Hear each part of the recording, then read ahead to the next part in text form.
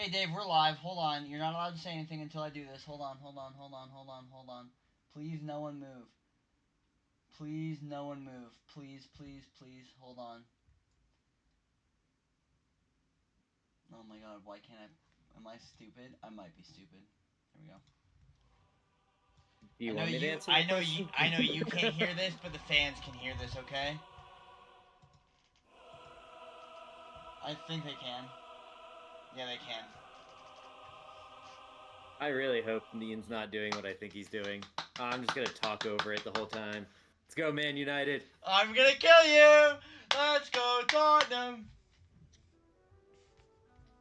Oh, here, wait, you guys want a real banger? Here we go. Glory, glory, Tottenham Hotspurs! Glory, glory, Tottenham Hotspurs! Glory, glory, Tottenham Hotspurs! As the Spurs go marching on! Just Tottenham are the greatest thing the world has ever seen! Tottenham are... I see it. You can put it down now. Nah, now I'm wearing it. Alright. Now I'm wearing it just to spite you. Welcome back, ladies and gentlemen. We're going to talk about some soccer as well as some disc golf today, as well as some bucket hats. I'm sorry you guys had to be subjected to that. If you don't know, by the time you're seeing this, it's too late. But if you don't know, my favorite team, Tottenham, had the chance to win a trophy for the first time since 2008. Dave's team, that sucks and shouldn't be here, and we've beaten them 3 times already, is playing against us. The game starts in an hour and 40 minutes. This podcast will be 40 minutes long because I'm going to go over there early and have a beer ski. Okay, cool. Dave, have you even watched any soccer this year? Whoa. Does watching on your phone while we drive up the mountain count? No. No, not one bit, brother. Yeah, I've had this scarf for at least 15 years.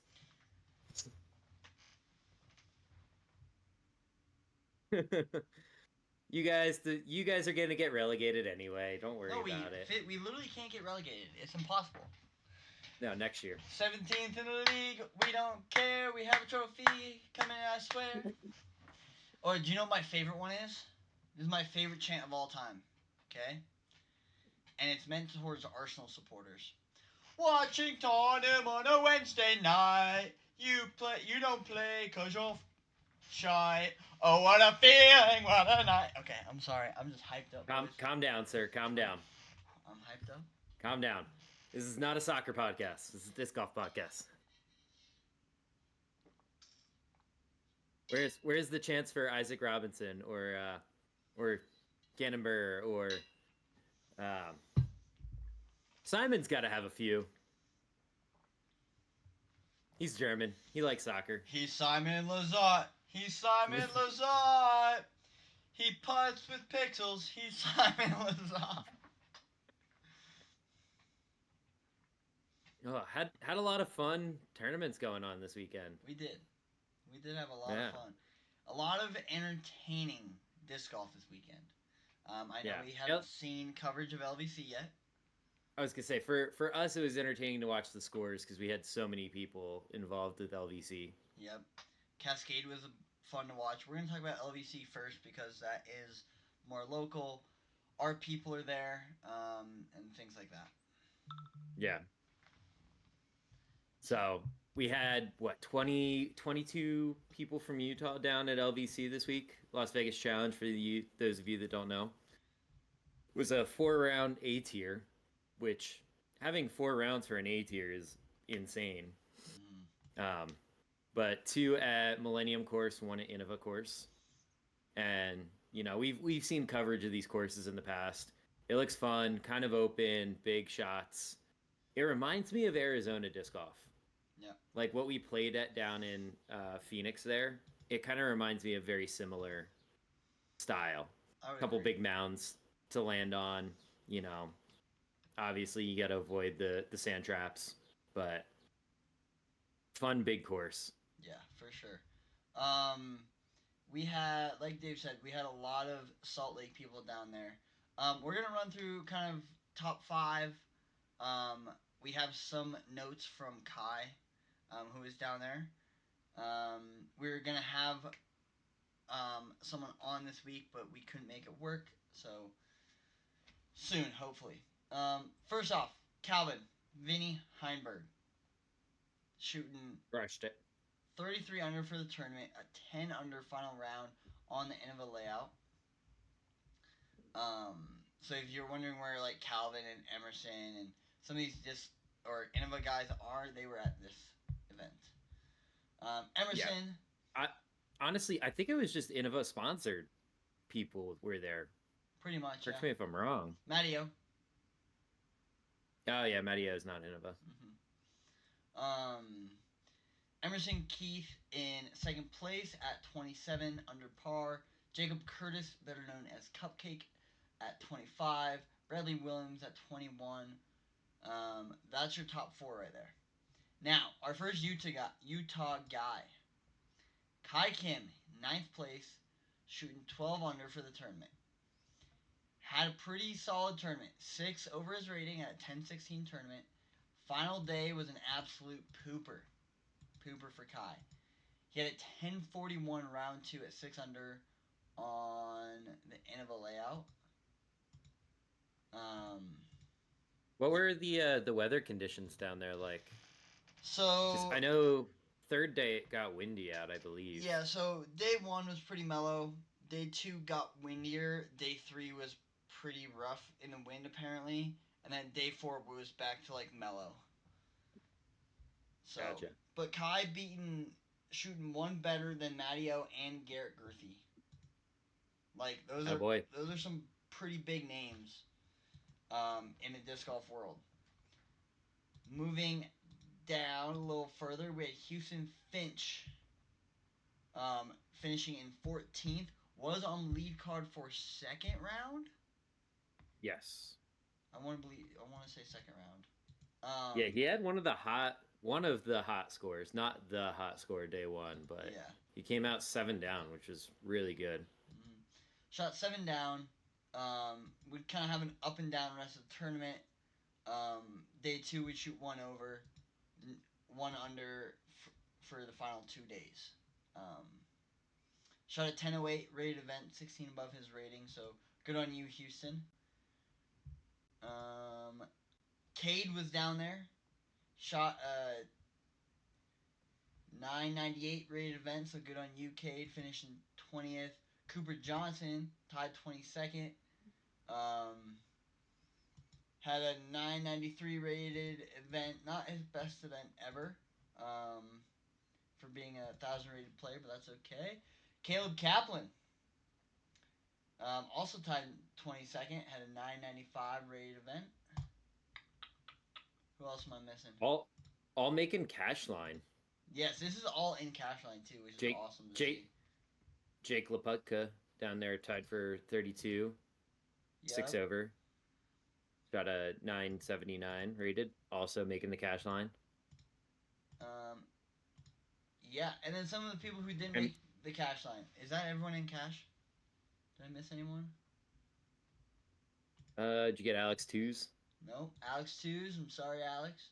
998 rated event. Good shooting, Alex. Tied 20th with Cade. Oh, Andrew Filamahala is shooting a 1,000 rated event. Good on you, Andrew. I think that was it for everyone in cash. Yep. And then we go to people who did not make the cash line in our world of disc golf. We had Malachi Vasquez tied 39th. Brady Spitney tied 43rd. Dazzle Dazzle. Chazzle Dazzle and Nate Rainier tied 45th. Austin Lott tied 55th. Ryan Crocker 61st. Baylor Sandbag 51. Baylor Sandberg. Thank you. Sandberg, not Sandbag. My bad, dude. My bad, brother. Landon Adams tied 70th. Anyone else? If we miss you, we're so sorry. And then Davey had the DNF. So he did. Yes. And then. But way to represent Utah. Yeah, we're proud of you guys. We are very proud of you guys. For for going down and MA showing up. MA1, we had a couple guys right there near the top. Well, sort of. We had Bobby Schneck shooting +9 down there in fourth place for MA1. Shot a 974 tournament round. Good job. Great. Um, Also Spencer Livesley, Lively, I believe. shot it, finished tied seventh +12. Shot a 969 rated round or rate tournament. Yep, we had Robert Gordon Robert Gordon. 12th. He's up there in Ogden. Plays the fort a lot. Yeah, Good shooting. he's the one that called us. What was it, Infinite Light or whatever? No, it was another round's the dollar store of infinite or whatever. Yeah, something like that. Something like that. It's talking trash. Yep. Yeah, see who's above you, Robert. We got some We also had another round people. Eric Erickson and Craig Bennett in MA1. Did not make the cut line. I believe we had Clayton in MA2. Yeah. Yeah. Let me look. I thought Is that we what had he someone. shoots? I thought someone was in. We had a few more people in there. Yeah. We had some MA2s, some MA3s. Yeah. Tristan Reyes, MA2, shot 15 or in 15th place, shot a 908 rated round, 14 above his rating. Tim shot a 858 event in 12th place in MA3. Made the cut. Nice. Way to go, Tim. And then Matthew M. Davis did not make cut in MA3. So, but yeah, overall, I'm really excited to see what coverage comes out on that. It looks like a good tournament. We got to see some like behind the scenes from Chaz's Instagram. Got to talk to Kai a little bit. Seemed like a great event put on by Innova. So Yeah, that's one that I think a lot of people, especially in the Salt Lake area, because realistically, like Vegas is the closest city to us, sort of. You know, being 6 hours away, it's the closest major city, so I think a lot of people like to go down there. Plus, it has that reputation of being on the Pro Tour in the past.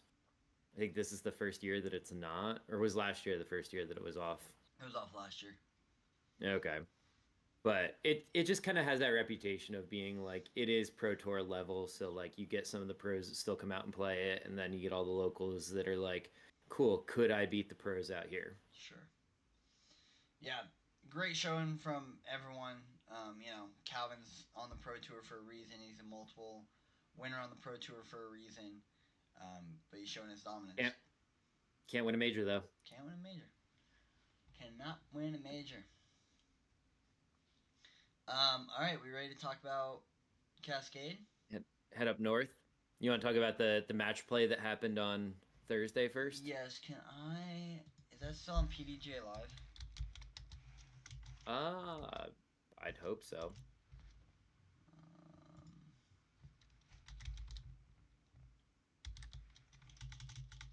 I don't think it is. It's not. Let me go see if I can find results.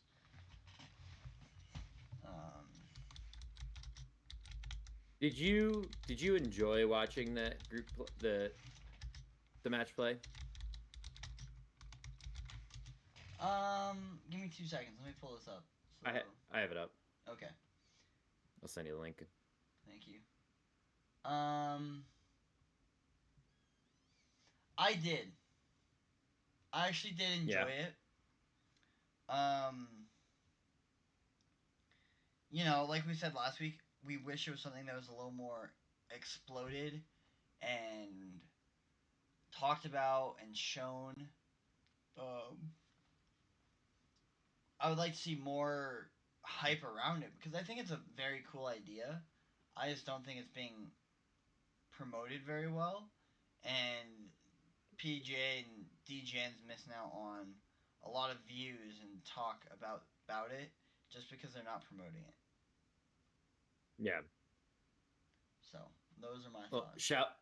shall we go over our bets for the Yeah, do you remember? I remember who I took. Okay.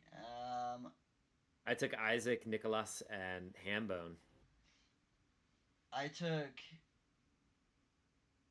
Ezra, Hambone, and Proctor, I believe. No, you took Proctor, Ezra, and Isaac because it was Joey Buckets versus Isaac Robinson, Yep. Nicholas versus Ezra, and Hambone versus Proctor. Yeah. I picked everyone who lost. Did you pick Joey Buckets? No, I don't think so. I think I picked Isaac. I think you picked Isaac for that. You were rooting for Joey, but I think Yeah. you picked Isaac. Um. No, match play was sick. Let's go. Match play was sick. Dave's up. I owe Dave $4, $3. We'll start putting bets on this and make it a betting We gotta. podcast. Then we'll get blacklisted from YouTube. Well, you can bet on disc golf. We're just not allowed to in Utah. Yeah. It's, Yeah. the great state of Utah. The great state of So Utah.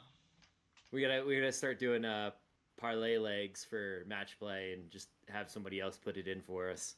Yeah. Call Eric up. Yo, Eric, I got a parlay, man. Hit me up. Missy Gannon did take down Rebecca Cox. Then Rebecca would shoot the hot round in round one. Yep. Rebecca would actually held her own in that match. She did. I think that course plays so much more difficult for people that like if you're not hitting your line, you're just not scoring. Mm-hmm. There is no easy hyzer line. No like, oh, I threw a great shot, I still have a 45-foot putt. Like Yeah. that happens a lot there, it seemed like. Yeah, and especially with like you saw it in MPO on the final day with Ezra, we see someone who has a lead and how fast it can get taken away. Right? I don't Mm-hmm. feel like a lot of other courses we have that type of disc golf, but you can. It's a scoreable course if you're hitting lines. If you're not hitting lines, you're never gonna score. Yep. Speaking of something, hold on. I wanted to pull something up because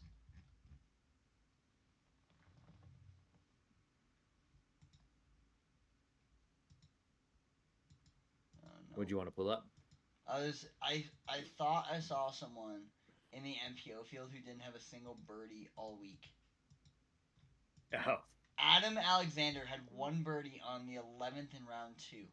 Everything else was par or worse. Yeah. It's a tough course. I actually really I liked watching that kind of course because it doesn't feel like East Coast wooded. It's like the big trees, like you can clearly see where you're hitting and where you're not hitting kind of thing. Sure. And like the brush is kind of cleared out a little bit, but you're still having to throw like massive spike eyes or a thumb or something to get out of jail. Like it does punish you for throwing bad shots. Yes. And like if you kick, very rarely are you going to get a good kick on that course, I feel like. Mm-hmm. Yeah, it feels a lot more like what we kind of play with up in the mountains Mm-hmm. here. Obviously, we're very different. We have a lot more elevation gain and drop. Yeah. Playing in the mountains. But with that being said, those guys like the people who were hitting lines, like you said, were scoring. If you're not hitting lines, you're taking a big number if you cannot get up and down.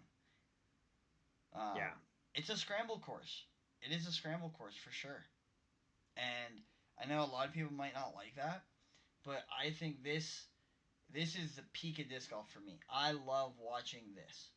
Watching people hit Yep. lines, shape shots, how creative can you get in the woods? And we see it Yep. because it is one of the closer finishes we've seen this year. Yeah. It came down Well, to if the we final go hole. we go over to FPO to start off, Yes. right? And going into final day, Paige Pierce is in first place. Mm-hmm. There's a name we don't hear very often anymore. And this is now two tournaments in a row. She's in a relevant position. Mm-hmm. Missy Gannon right behind, Hannah Wynn, Rebecca Cox right there. but you don't see the scores very low, like 5 under, 3 under, 2 under, 2 under, 1 under for own. Like it's a hard course. And then final day, big money Missy shoots a Make it rain. 10 under.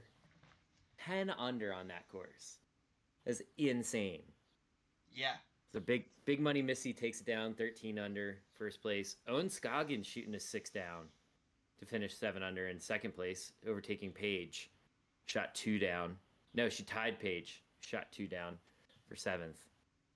Or for second place. Geez, 7 under. Jeez, And then Dave. Rebecca Cox being able to hold it. No, dude, my mind is elsewhere. I just had my interview and everything else. Got, you know.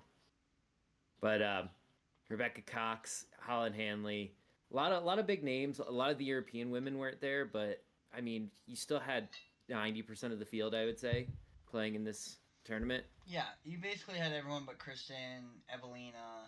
Um, you did have Kat. You did have Holland. You did have Ella You know Hansen. who I Like they were you all know who there. I feel like would be really good at this course. Huh. It wasn't there. Silva. Yeah. Just those standstill touchy lines. Like I feel like she would play that course very well. Yeah. Dave, we are forgetting someone in the FPO field. Are we? Our Lady Oh, Emily that's right. Yale shot an 887 rated event. Tied for 33rd. Um, she's back on the pro tour. We love to see it. Yeah. She's still. You could tell she's probably still babying that knee a bit. Ankle. Since her knee, ankle. Since her injury, but fun course up there. Definitely a hard course. Yeah. I think that course really shows the difference between like the top tier pros and people that are like really good at disc golf. Yeah. You know. For sure. Then we can go over to MPO if you'd like. Yeah, let's do it. Let's break down MPO. Our top 11, tied 11, top 14 players were all within 4 strokes. Everyone was who was in the top 34 were all under par and within 6 strokes of each other. Top 34. Wait, when? What do you mean? Round 1. End of round 1. Oh, round 1. Yeah, okay. Yeah. I mean, that makes sense. It's round 1. Yes. We see Ezra Aderhold shoot a pretty good round, even with a double bogey on the 11th. We see AB have a huge eagle on the second. Scores were up and down. There's a lot of scoring on the front half and a lot of hold on for dear life on the second half, but you can score. Yeah. Round 2. Hole 12. Look at hole 12, man.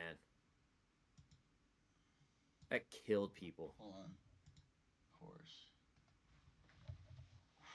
Hole 12. 4 birdies. There were 3 nines taken on that hole. You want to hear who the birdies were? Luke Taylor. Yep. Matthew Alexander. Yep. Jake Hebenheimer. And Ezra Aderhold. Those were the only birdies Round 1. in round 1. I don't think we Yeah. had a birdie in round 2. Can we look at that real quick? Hold on. I can. There were 7 There's birdies. a few. Hole 7, 8 people Yeah. up on round 2. With only 3 birdies of Ezra Robinson, Connor O'Reilly, and Ty Love. Round 3. There were definitely a few broken holes out there. Mm-hmm.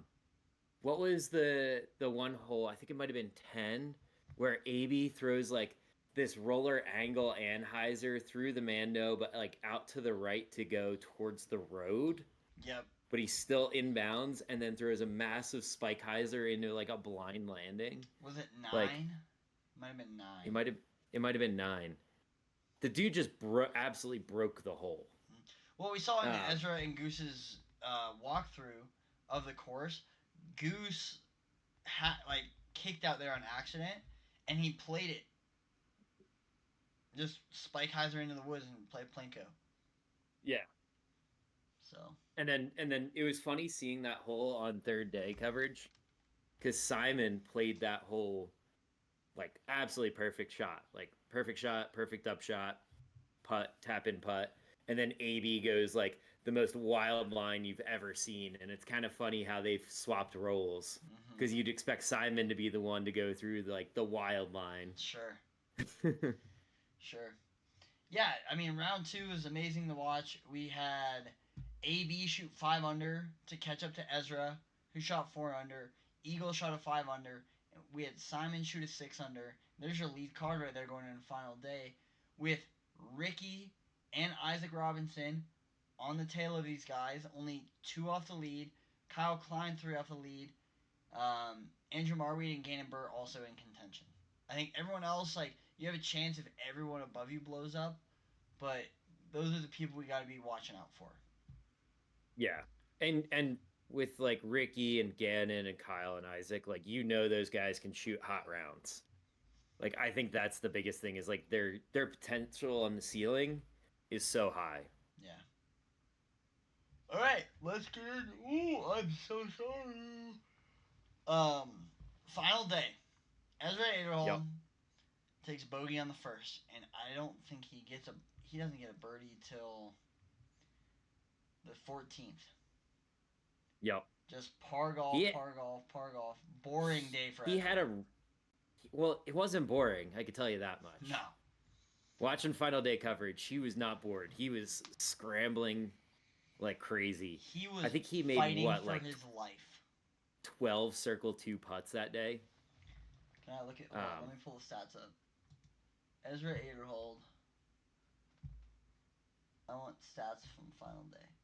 Okay, 9 out of 20 fairways hit, 7 for 10 scramble rate. He was 5 for 18 in circle two in regulation. Mm-hmm. 7 for 8 in C1 putting, and 2 for 5 in C2 putting. That seems off. It He seems definitely way had off. Wait, that seems way yeah, off. he definitely had so many more putts from C2, I feel Yeah. like. You know what probably happened is he was draining them from circle 3. Probably, yeah. Yeah, he was just draining them from circle 3 and it's like, well, that doesn't go into the stats. Yeah. Ezra, Well, that's like go ahead. if you look at Simon's putting for that day, he was 100% C1, 100% C1X, and 0 for 4 from C2 putts. But He had two, Simon right? had three putts from one from like 60, one from 70, and one from like 100. Yeah. Like, We need to like change. he's like, Can we change the putting circle? Can we make a circle 3? yeah, Like, can we or make the like green just bigger? give interesting stats like that, right? Because Yeah. like Ezra definitely had a few. Simon had more than a few. Or like notes. Day, Like, yeah, can I show day something to the stream? Sorry, keep going. day 3 was just super exciting because you had AB playing out of his mind, going 5 for 5 on the first 5 holes. Sure. Simon was kind of scrambling a little bit, but he made that insane putt on hole 2, an insane putt on hole 3 to kind of stay in it, and then he drained that birdie on what was it, hole 11 from like 105 feet. Hyzer putt around the side, just like out of his hand. He was like, "It's going in." Yeah. The man was just like insane to watch all day. I'm sure his emotions were like going crazy with it. Okay, hold on. Ricky on keep chase talking. card. Ricky on chase card was going ham as well. I think at one point Ricky had the outright lead because he was one card ahead. Like everybody was just kind of in contention there. Gannon at one point was in contention. And you're just following this and you're like, AB can't miss. Simon was on his tails the entire time. Like it was just fun to watch because it made them play golf, right? Like Yes. if Simon went first, hit a line, AB had to go and hit that line. Like he could not miss shot. Yeah. Sorry, I'm putting something over your face. This is what I want. So it's Kevin De Bruyne from yesterday's soccer game, and you see it says Kevin De Bruyne hit the woodwork Why? Why are we back to one soccer? time in 3 total shots. It's just a fun fact, Dave. That's all it is. Okay, back to you. I fun stats. That's what we are talking about. Okay. On stats. Um, but how did you like the finishing stretch of holes?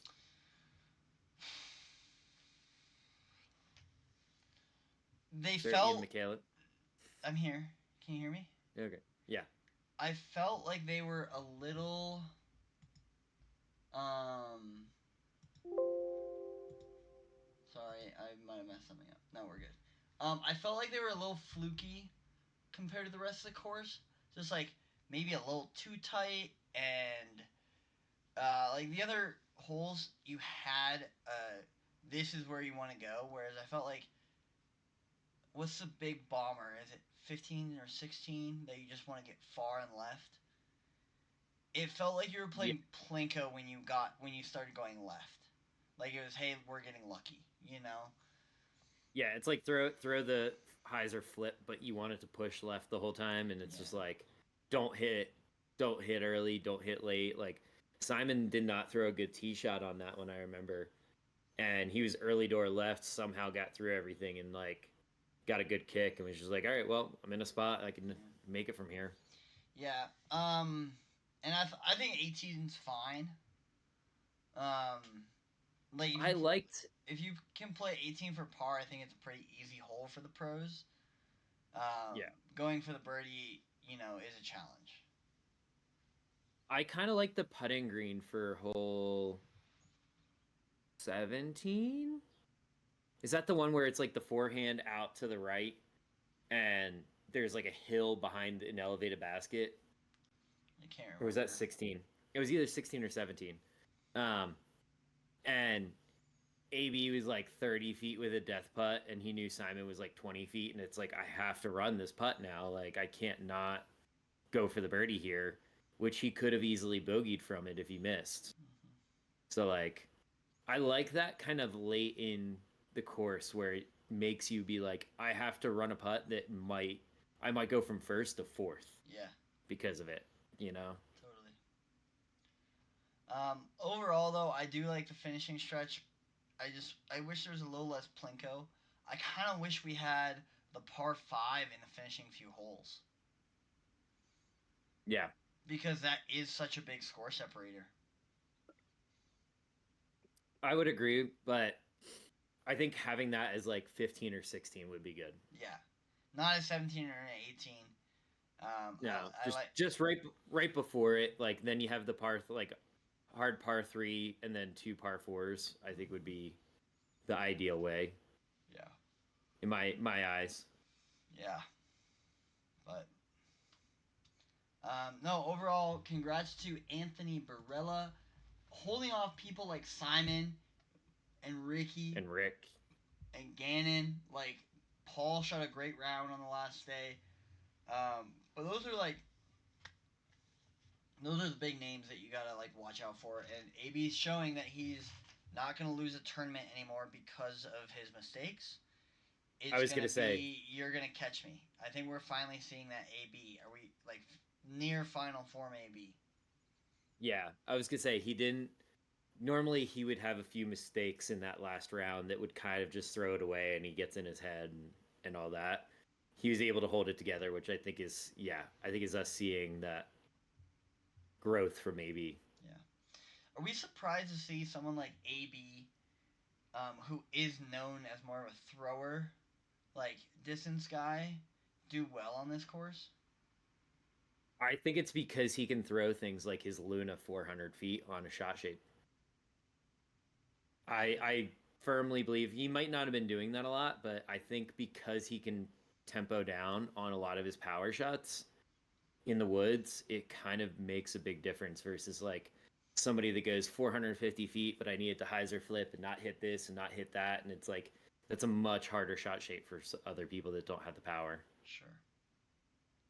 because it was still a long course. It's not like it's like a short course through the woods. Like it Very was still long. pretty long. It's how many feet is it? Hold on. I mean, you had a 1,100-foot par five, 900-foot par five, like Yeah. 700-foot par four. It's 9,728 feet. Thank you. So, and that's numbers we see on open courses. Like we see a lot of open courses in that 9 to 10 to 12 range. We see most wooded courses what mid eights. Probably like, yeah, So I would say at best mid eights. yeah, definitely interesting to think about. Hmm. Did you see the bucket versus bucket challenge? No. So Joey, obviously known for his bucket hat wearing, Joey Buckets. Mm-hmm. Isaac showed up to play match play with him in a bucket hat. Heck yeah. It was fun to watch. Fun to watch. Isaac's been on the bucket hat for a little bit. Him and like Rick has done it occasionally too, where you're just like, who is this guy? And he shoots like a hot round. And you're like, bucket hat Rick is in. Mm-hmm. Like Bucket hat Rick is in. Well, we had a fun weekend this weekend. yeah, we did. Oh my gosh, we forgot to talk about You it. you you totally even forgot, didn't you? Dude, my brain is all over the place. We should have started with this. Holy shit. Yeah. I have. Let me pull scores up because I need to actually. Have you even looked at them? Yes. So we got to play in Dead Outside Disc Golf's mental health third annual mental health challenge tournament this weekend, which was super fun. Thank you so much, Josh. We appreciate it. Played first round, we played doubles, and second round you played singles, but you carried over your double score. And course was set up to be pretty fun. We played a couple of the shorter holes with doubles just to make it like really scoreable, which was kind of nice. We, CTP on every hole for both rounds. So lots of prizes to give out. And just all in all, a lot of fun disc golf. I think also playing like not sanctioned disc golf was really nice. So fun. It was so fun. Just to get out and like have an actual fun like tournament round, but not like so serious where you're just like, oh, you didn't mark your disc, you didn't, football. Like it's like calm down. Yeah. We're still just we're out here having fun. Yep. If anybody had over 8 thumbers for the day, you won the bet on me because I threw about 8 thumbers. Yep. It was My thoughts were amazing tournament. It's a fun way to get into like tournament season for me. Coming off ski season, I know there's a lot of early tournaments, but I need to warm back up into disc golf after not like playing consistently for 6 months. So I found it really fun. We were carded up with Mike Doherty and Mac Milliman. We had a super fun card. Yeah. Goofing off super the whole fun time. I don't think there's we a had serious word said the whole day. There were a lot of close calls and a lot of good throws happening. You had that long throw in. Yep. On hole 8. If you've seen our Instagram, Ian did something which I was super proud of. Hey, you gave me the green light. All credit to you, my friend. I was like, just run it, bud. I mean, the hill's right behind it, but realistically, both of us should have been running it. So, yeah. We had a couple close calls hitting metal baskets a few times. Yep. That thumber on was that 11. I thought that was dude. Oh my gosh, Dave almost aced the thumber. It was like the dumbest throw ever, and it was in line with the basket, and I wasn't sure how close it was. When we walked down there, and when you throw a thumber, it comes straight down on a spike. And we look, it was like, it was maybe like 6 inches from the front of the cage, but in line with the basket. Yep. We saw Mike ace on the hole that Lumpy chained out on last year. Yep. With an envy. Which, with a wild like kick off a tree into the chains, spun like crazy through the chains, off the cage and back in. Like That was sick. w- wild little ace shot there. Yep. Um, and we ended up winning some prizes, which was awesome for CTPs. One of which trick shot.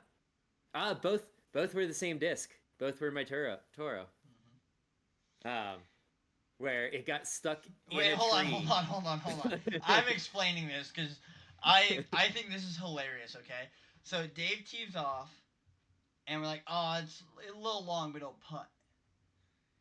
Okay, I tee off, and I'm like, oh, that's decent shot. Like I was like edge of C1, not bad. Uh, my Mike and Matt tee off. They have decent shots, nothing crazy. Me and Matt go looking for my disc, and Dave's like, oh, I'm gonna go look for my disc.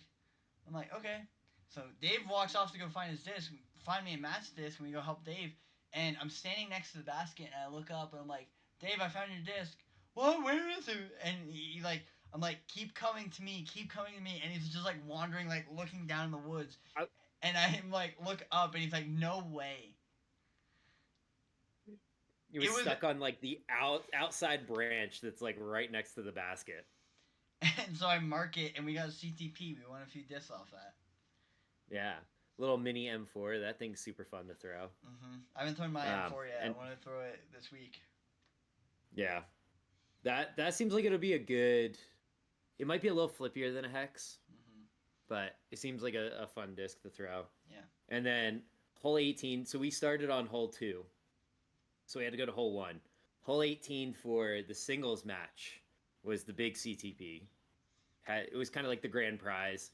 And hole 18 is a bit of a weird hole, right? Like it's you're shooting uphill, you have a Mando pole, and then the basket is 50 feet behind it in front of a big set of trees, and you're throwing blind, you're kind of just playing Plinko. And we all throw our tee shots, and all of us are like, hit the line, just hope for the best, like, hope that it's good, you never know. And we start walking up there, and Ian just goes, no way. And my disc was what, 6 inches from the basket? So, okay, hold on. My arm is the basket, okay? This was the last CTP flag. Dave's disc was literally cutting it in half. Like, not like on the other side of the basket. The CTP flag was here, and Dave's disc was cutting it in half right there. And I'm like, no way, dude, you did it. You got it. It was sick. There was only one card, Josh's card, behind us to play the hole. And I run over to Josh, and I'm like, you better not do this to me, man. Don't do this to me. Don't do it. I can't handle it. I can't handle it, brother. No more. So we did end up winning that one, which was a Doomsday basket, disc jockey, speaker, a hat, another round hat, like 5 or 6 discs, which is super awesome. I gave Ian one of the ranges. I traded Mike the basket since I already have a Doomsday basket out back. But I lost my trail the other day, so hey, Mike, if you see this, I need a trail. In exchange for the basket, I need a trail. But yeah, some cool discs in there. A lot of MVP stuff. That fireball is going to be kind of nice. That might actually make my bag for my forehand. But all in all, just fun tournament. A lot of good disc golf out there. A lot of people playing well. No, it was super fun. I mean, going into the doubles, the singles round being tied in third, like we had a good chance, but I feel like we both kind of were just there for fun more than anything. Like winning would be cool, but oh well. Well, and when we came in, we were like, what were we, 12 down for doubles? Third. 12, yeah. Well, I was honestly kind of shocked that we shot 12 down. Well, we had a throw in. Yeah. Your stupid thumber. Some big putts. My other stupid thumber. Yeah. My other stupid thumber. Some big putts. Mm-hmm. And like, I wouldn't say we had mistakes. I would say the one hole we did miss was 6. The first legit thumber. Where I was like, oh, yes. mine. Like that felt like our first mistake. Yeah. You know, whereas like Oh well. But we didn't take any bogeys. Like, it was a par-free round. We just missed a putt on 6. It could have been 13 easily. Did we not bogey hole 15? 16? The triple Mando? No, you made it through the triple. No, I made it. No. Yo, I played short. You That's played right. short, we laid up, and then singles round, I made it through, and I had that putt that put a thorn in my leg. Yeah, that's right. Yeah. But I was kind of shocked in the sense of, like, when we were out there in the wind, I think we shot like 8 down in our practice round. Mm-hmm. So to finish 12 was just kind of like, oh damn, like. Yeah, really good. And we started off slow too. Yeah, we had a par. No, we birdie par, like a scramble par. Like, I don't know how we got up and down. par. Hole 2 we birdied, hole 3 we parred, hole 4 we parred. How did we par hole 4? Hole 4 is the turnover. Yes, I'm sorry. Yes, we scrambled hole 4, and hole 4 was a scramble because we were both in bad spots. Yep. So. Oh well. And then we started turning it on with 5. Yeah, once we got, I think at that point we were just like, let's goof off, and boom. Yeah. So, and then hole 7, there were 3 aces. 3 aces. Let's shout them out real quick. We had Gabe Cataforn, 11. In the doubles round, congrats, Gabe. Tommy Marsh at hole 7 for singles, congrats, Tommy. And then Mike Mother Truckin' Doherty in the blue in singles round. Do it again. Give him a clap. Give him a clap. All right, let's run through scores. I gotta get going here. Does soon, that sound? Does that sound come through for you, Ian? Hold on. Wait. Do it one more time. Yeah, it does. Yeah. It does. Okay, let's run through scores real quick. We're gonna go till me. So Jason Can taking down first place. Josh Apple in second. Devin Hotter in third. Alex Quist in fourth. Mark Allison in fourth. Congrats, guys. Davers would finish 14th. Ian would finish 17th out of a field of 70. Technically 72, but 2 people left after dubs round because they had lives, and I respect that. You went and played disc golf. Yeah, honestly, with how kind of not great I felt like I was playing during that singles round, I was happy. I still shot under par. Yeah, it was a good time. It was Absolutely. a good time because I You finished even during singles. I finished even during singles. Which on that course, it's a lot like Creekside. It can be like, oh my gosh, I just shot 12 under, sick. Or it's like, I'm just trying to stay even right now. So. Yeah, there's a couple fluky holes. For sure. Dave, with that being said, I do got to get going because I have a Tottenham match I need to go watch. So, to finish us all off, let's run it back one more time, ladies and gentlemen. Glory, glory, Tottenham Hotspurs. Glory, I wish I could beat you. Tottenham Hotspurs. Glory, how do I mute? glory, Tottenham Hotspurs. And the Spurs go marching on. Tottenham are the great. Thank you guys so much for watching. Come on, you Spurs! And we will see you in the next podcast. Dave, any final remarks before I turn this back up? Go, Man U. Glory!